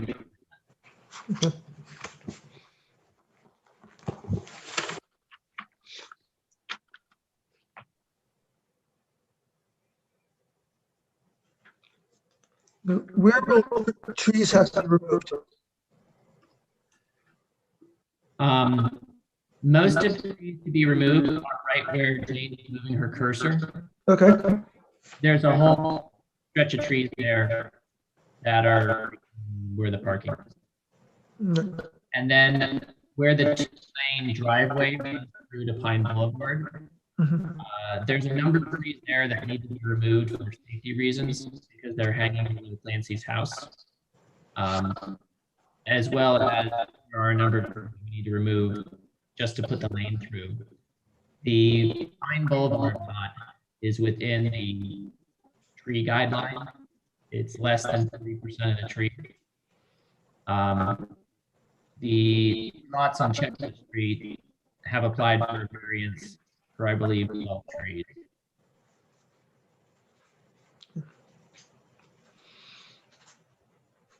And there are some in the village lane that also need to be removed. But those are village property.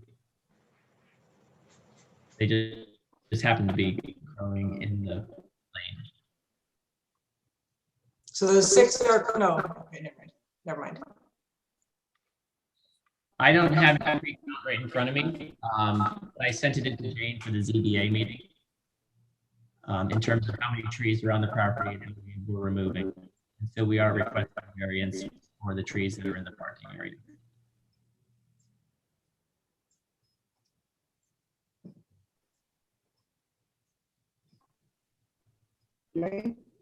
Yeah, I know. I'm just looking to see how many it was.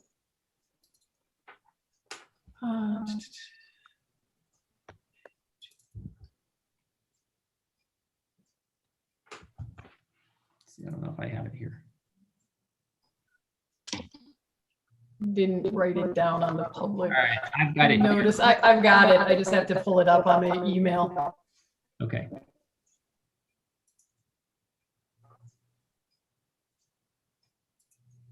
Are we using the permeable pavers, I guess, in the parking to meet the green requirement of impermeable, permeable space on the lot thing? Is that No. The pavers are counted as, impermeable? So the green space is not part of the pavers. Okay, so the building does meet the lot meets the requirement for building to yard, put it that way. Because of the setbacks, I guess is part of that, but yeah.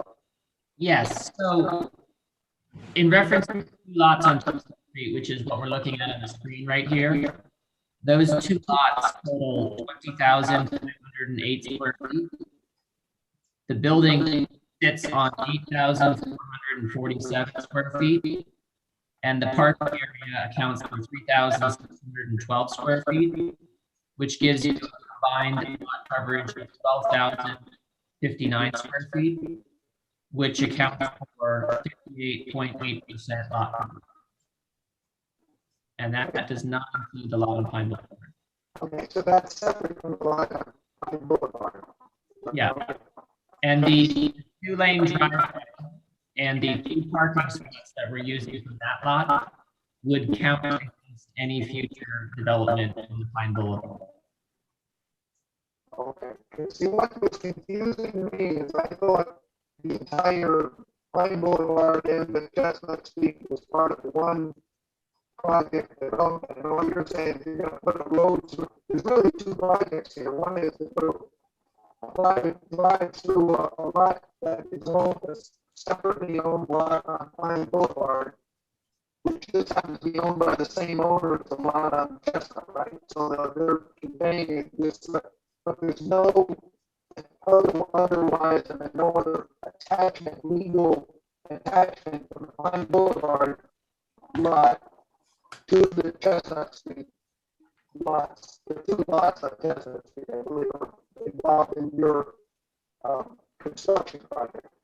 The legal attachment is that they're all owned by the same entity.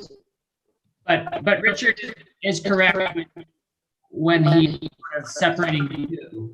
The Pine Boulevard is not really considered in this. Early on, it was really not considered in this, but then as we kind of looked, we realized we need better egress and as well as parking spots. But in terms of lot coverage and everything like that, you were correct. It is essentially treated as a completely separate item.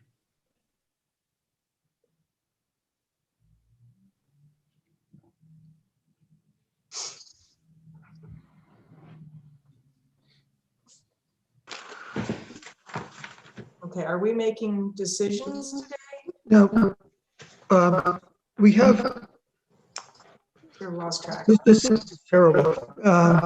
This is a request from the trustees. How about everybody mute themselves for a second? See? Is that better? That sounds a lot better to me. Yes, it sounds a lot better to me too. So maybe we'll take turns muting ourselves and unmuting ourselves. I hate to have to call people with a raise of hand, but I think it might work better this way. We've been requested by the Board of Trustees pursuant to their special permit requirements to give a recommendation. And what that requires under the statute is we advise the trustees about the processes for additional required reviews, a determination of whether the application is complete for those reviews, the need for a consultant or consultants to evaluate the proposed use, and our evaluation of the proposed use in consideration of the criteria for special use permits in the zoning law.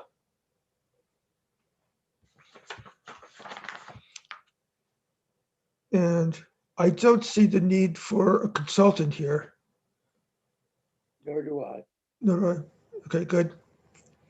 The additional required reviews are set forth in the zoning law for continued site plan review.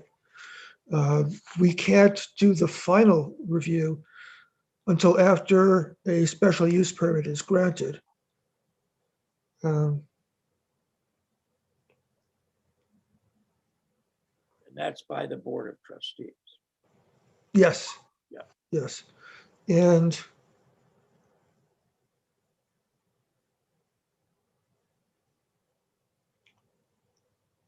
I guess the thing to discuss is the proposed use in consideration of the criteria for special use permits. And let's look at that.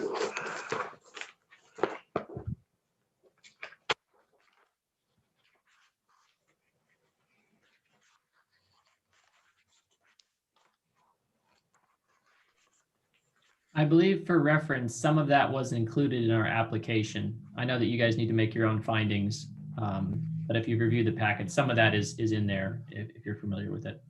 Okay. Just bear with me for a minute.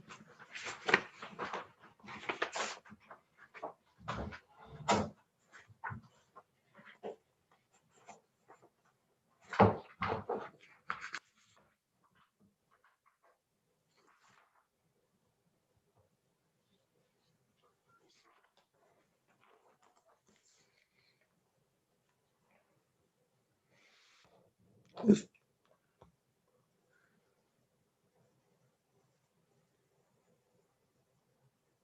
Should you-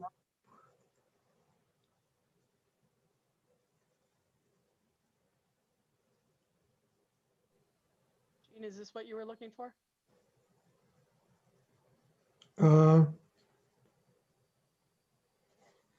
Let's see, I'm looking at section 317C. 17C or 16C? Oh, sorry, 16C. You're right. Yeah, that's this right here. Okay, fine. Then let's take a look at it.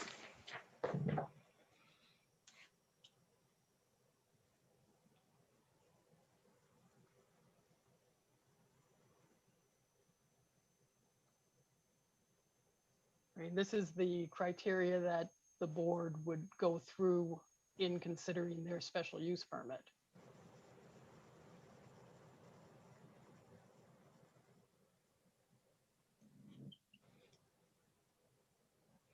Okay. Need, Yes, I think there's a need, definitely a need.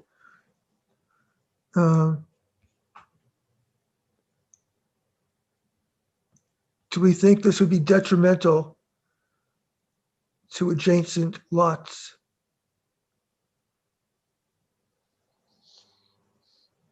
I do not think so.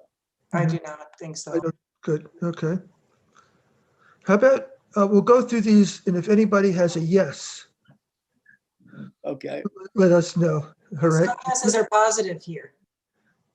Oh, this is- Okay. Let's see, the nature, volume, and times of operation of the use involved, the size and layout of the site in relation to its use, the location of the site with respect to existing and future streets, providing access must be in harmony with the orderly development. So, yeah, a yes would be the positive here. So does anybody think it's a no? Okay. Location, nature, size of buildings and structures. Location, footprint. So they will not hinder or discourage the development of use of adjacent parcels and buildings. Correct. And I don't know if that's a yes or a no. why? Yeah, I was just thinking that. I'll Mhm. just say good or bad, and we'll reword it so that it's correct when we Yes. actually print it out. mm-hmm, yeah. So I do not think that it will discourage development. Is there consensus on that? Yes, and there's not much to be developed. Yeah. Okay. The density of development.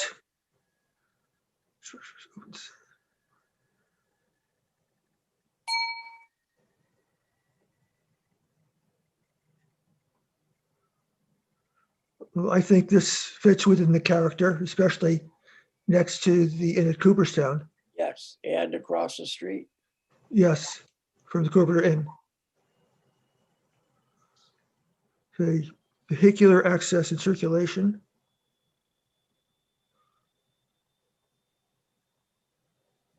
Yes. Yes. Josh, one thing I want to go back to after we finish this is looking at the pedestrian circulation on the site plan. Okay, numbers.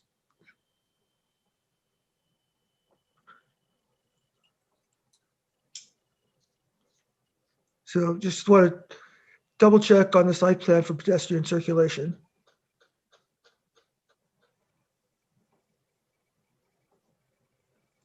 Vehicular access and circulation.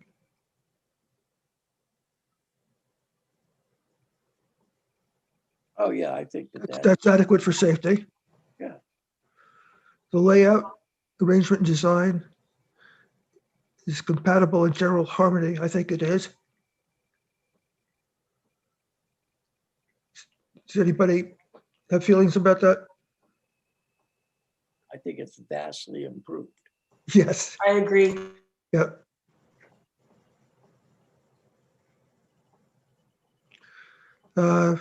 See, drainage facilities and erosion control. We haven't reviewed that at all.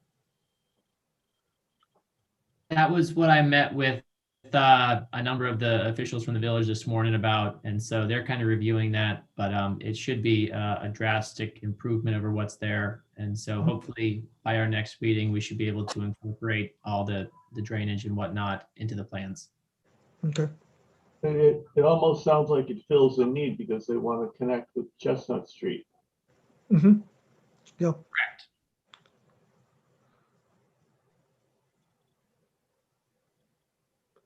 See, the nature and extent of landscaping on the site must meet or exceed all legal requirements of screening and must not hinder or discourage development use of adjacent parcels of building. Existing trees and shrubbery must be retained to the extent possible. Well, to the extent possible. Richard, can you mute? Thank you. Try again, Jean. I couldn't understand you. Well, I just read 11, so. Oh, okay. That's just 11. Uh, I'd like to make a comment about parking if I might, Michael. I think you should leave out any reference to charging stations. I just opened up a can of worms. Just say there are 19 parking spaces and 2 across. And say, now leave out charging stations. We're not, that's not a requirement, I don't believe, in our law that we must have charging stations. So it's not relevant to the site plan, I would say. And because I do think there's this issue of when you have enough parking spaces and you're using 4 of those for charging. And stay away from that. I think that just confuses things. My advice, that's all. You know. I agree. So we'll just plan to remove the charging stations from the plans for review, and we can put them in outside of the. After it's over, you can do whatever you want. But not until it's approved.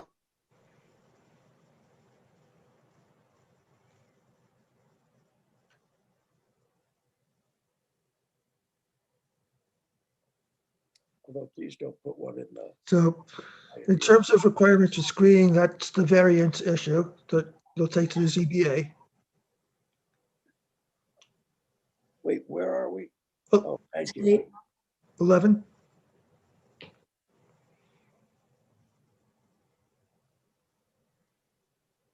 Okay, so move on to 12. Right, okay. Okay, That's still being worked on, right? that's being worked on. Emergency access.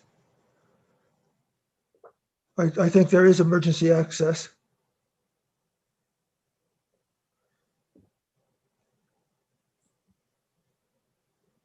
Yeah, I'd say yes to that one. And lighting.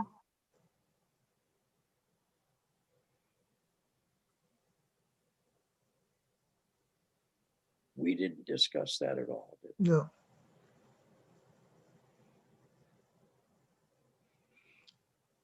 Yeah, Josh, the final plan, the next, we'll have to show where all the lighting is going to be on the exterior. Sure, we can add that all in. Yep. Yep. This is about solar radiation right here too. It's not just artificial outdoor lighting. Mhm.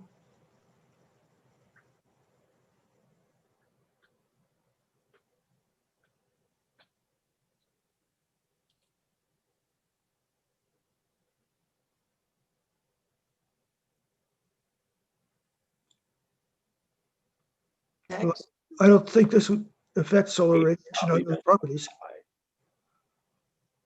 I'm just saying that this is also about solar radiation. Yeah, no, I understand that. It's about impeding solar radiation for other properties, Mhm. not, Not cost, yeah. not, not, and these panels aren't facing any. No. I'm just saying that that's one of the issues that, it's not going to be impeding the solar radiation onto the house north of it Mhm. because there are already trees there. Is all I'm saying. But it's interesting that that is now part of the consideration. Didn't used to be. Is all I'm saying.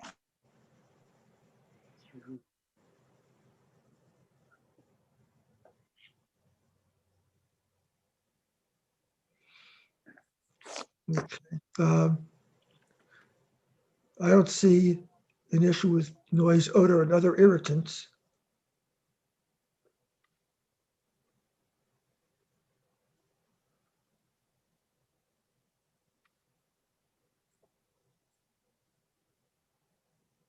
I would think that really doesn't apply, I suppose. Yeah. And fiscal consideration.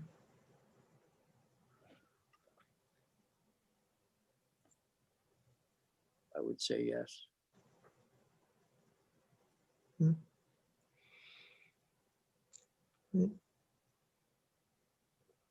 Jane, is 16 the last? Yes, it is. Okay. All right.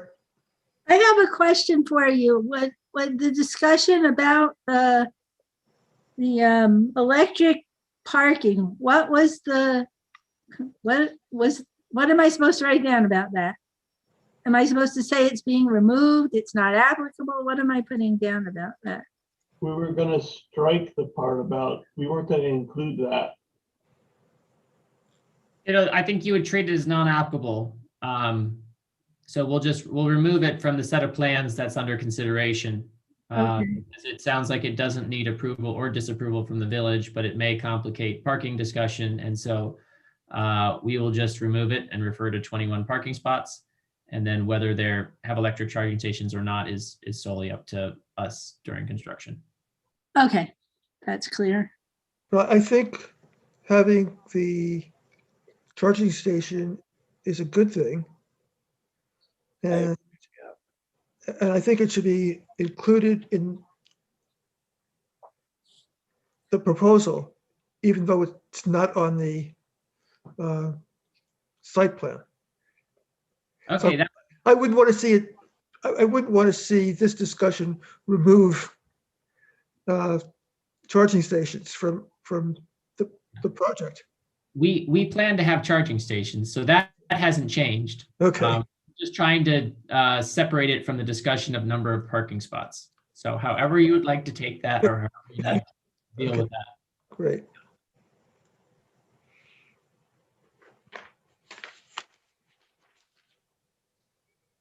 You had asked about pedestrian access. Yes. So Jane, I don't know if you want to throw the site plan back up. Hold on.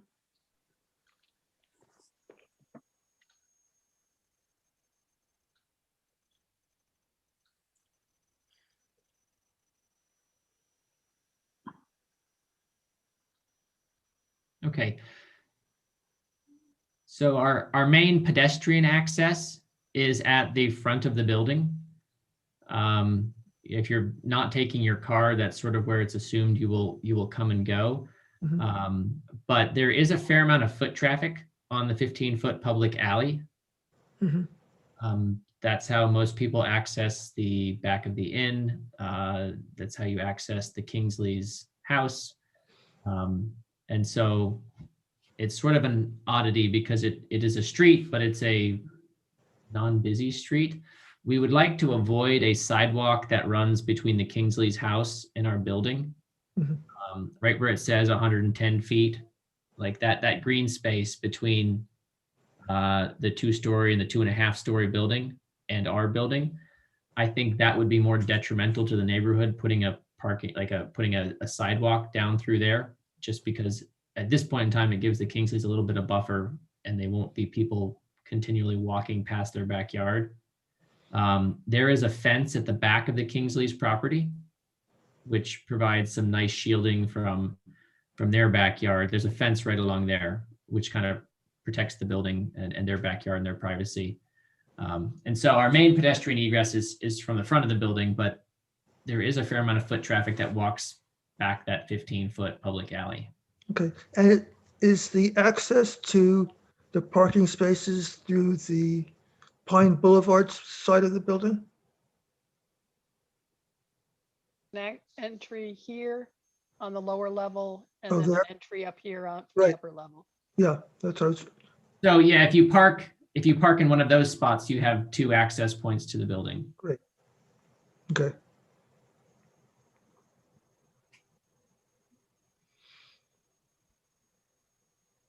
Good. Does anybody have any other questions? No, I don't. Oh, Josh, I found the email with the trees. You posted that you had 28 trees on the front 2 lots and you needed to remove 18 of them.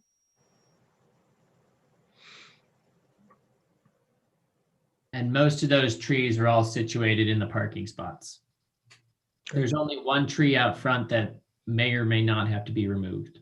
The rest would all be staying. Are you gonna keep that old sign? I was avoiding Signpost? questions tonight. We haven't discussed signage. There are some really cool signposts out right by the sidewalk. I figured we'd work on the project first and then figure out. Okay, I love those signposts because they're, The plan is to keep the signposts, but I hadn't even gotten to the point of looking through the village code to find out if you can hang a sign over the sidewalk or what that. right. I'm attached to the signposts. They're very cool and we'd love to use them. But we just aren't at that point yet where we figured out that part. You could dig them up and give them down. Just thought I'd throw that out. Thanks, Dave. Okay, it's all yours.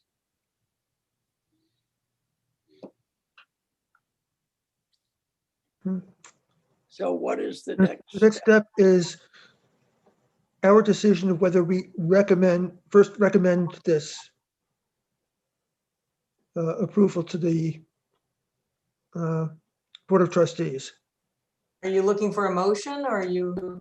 A motion, either a motion or I certainly would make a motion to recommend. Hey, Richard, can you turn off? I can't hear anything. You're not muted. Sorry. Richard, when you're not muted, it's. Now you're muted, Ellen. Unmute.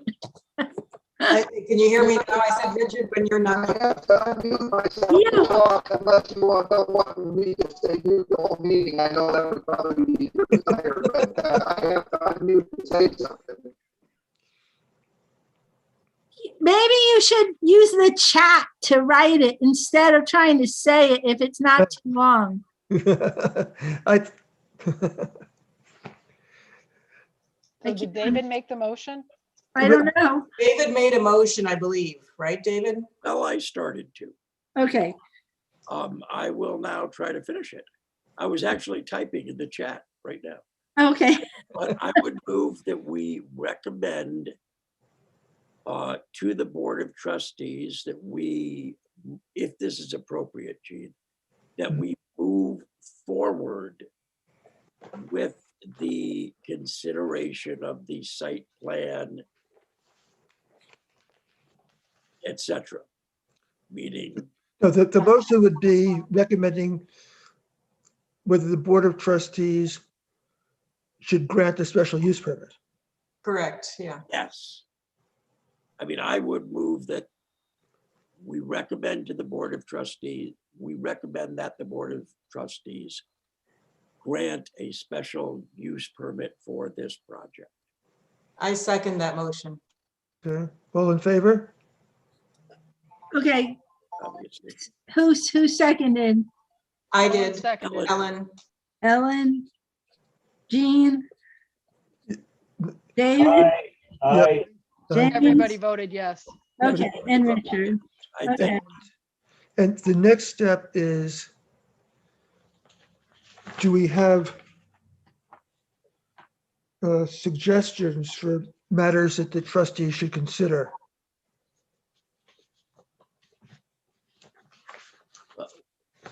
where do all those things that we talked about as we went through the site plan review fall? Are those things that the trustees need to consider? I mean, for instance, we don't have a water and sewer plan yet. Yeah, the trustees. The special use permit is for a building of 4 or more units, a building that exceeds 4 units, if I'm not mistaken. Yes. Mhm.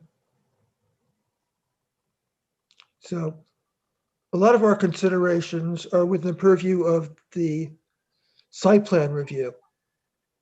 So that's not anything that deals with a site plan review need not be recommended to the trustees because we'll deal with that. Yes, okay, gotcha. So what I'm asking is, does anybody see anything outside of the site plan and review and parking plans that the trustees should consider?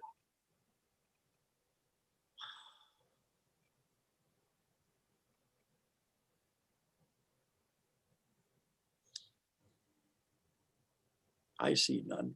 I see none. I don't see any. Okay, I don't see any. good. Where'd Richard go? Did he leave?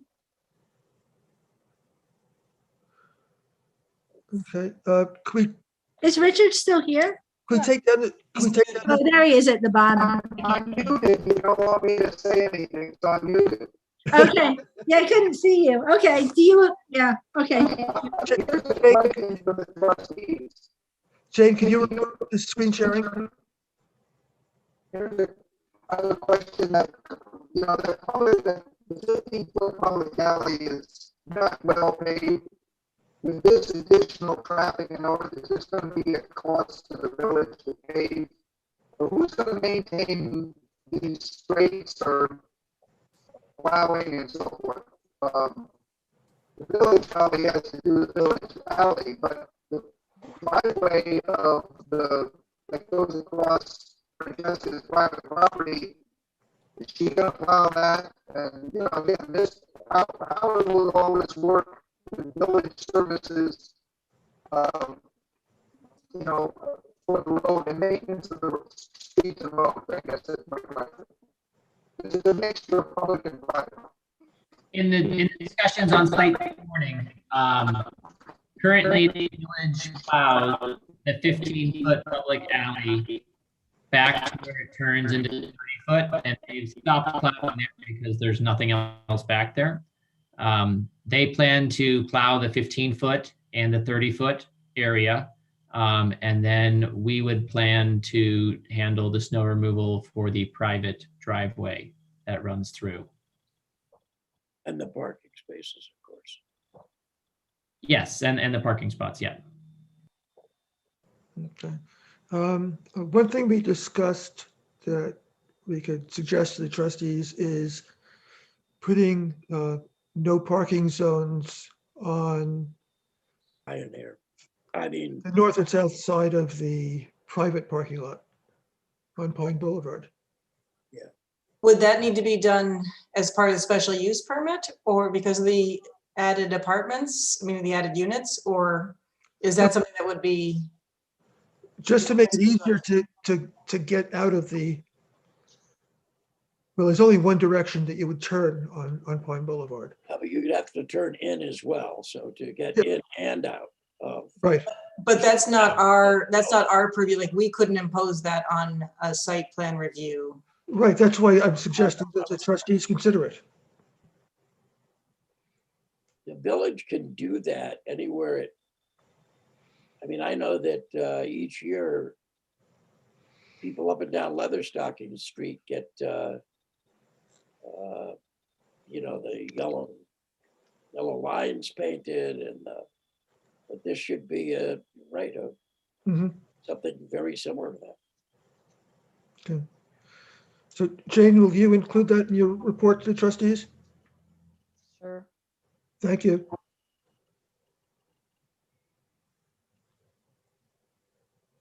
Is anything else on this project?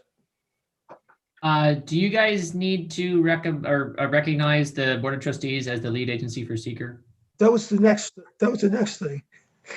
Yes, but we do. But I want to finish, you know, the Okay. site plan and recommendations first. So Jean, just to be clear, we're recommending no parking zones on the north and south sides of what? Pine Boulevard, on the north side, south sides of the private parking, Driveway. private driveway. I have a driveway, that's it. Private driveway on Pine, Yeah, on Pine Boulevard. Okay. Was Richard, when he was talking about that, did he have a concern about the village having to front the expense of the actual public alleys, both the 15-foot and the 30-foot? Was that one of his, was that an actual concern that you Yes, thought that as it should be well, addressed? because that 30 foot in the back is basically grass, so who's gonna put the road in there? The 30 foot road. That was a question I asked this morning, and I asked Cindy and Mitch to look at that. We were happy to cover some of the improvement cost in terms of, right now it's grass, there's subsoil needs to be taken care of and a number of items like that.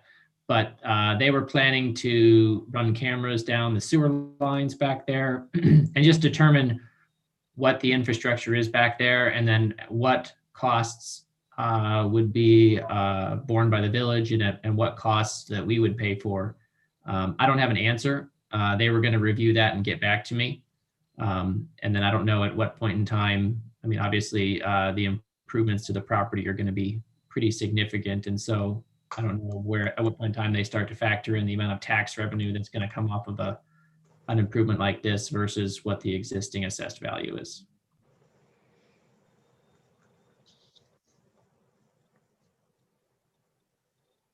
You're muted.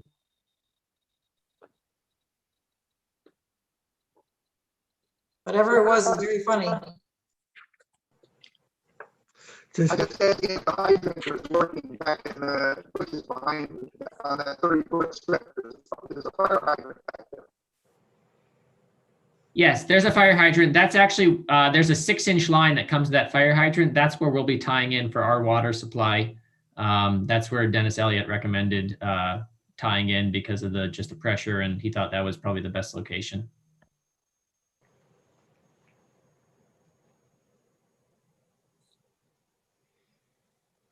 Does anybody else have any questions for Josh?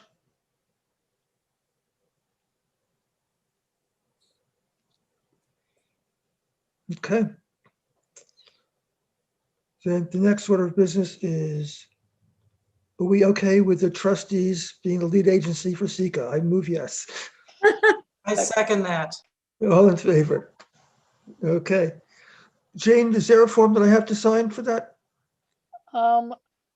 With Jenna being the clerk now, I asked her about it and she's not familiar with it. I thought there was at one point, but I was figuring that we were safe enough just having it documented in the minutes, That's fine with me. but if I'll the double check one way If or the the other. trustees need anything in writing, just send it to me and I'll sign it. Okay. Okay, Josh, do you have any more questions? No, that sounds good. It sounds like what I need to do from here is ZBA variance for parking buffering. And then we'll, I guess next month, we'll be back. Is there a public hearing set up for this, or do we not need a public hearing? There has to be a public hearing, but that can't happen until after the special use permit is granted, because we're required to make sure that any condition that the trustees impose is incorporated into the site plan.